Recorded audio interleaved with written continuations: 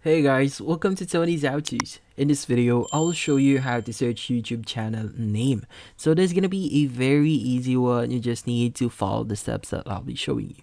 So the first thing that you want to do here is you want to open up your YouTube application. So if you're using a desktop for this one, you just need to open up your web browser and basically just go to youtube.com.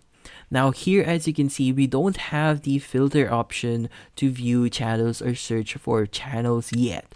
So the first thing that you want to do here is you want to click on the magnifying glass that you see at the top right of your screen, and from here you want to search for the video or channel that you want to view. So for example, we're going to show you the channel that we have right now.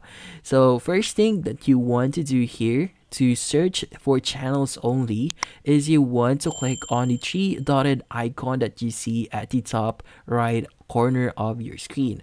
So here, just click on it, and from here you want to select search filters.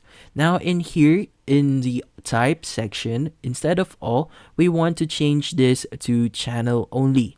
So when we change it to just to channel, it will only show all the channels that has the result that we have right now. So just click on apply, and as you can see, only channels will appear here in this section in our screen. So from here, you'll be able to see all the channels related to your search, and that's about it.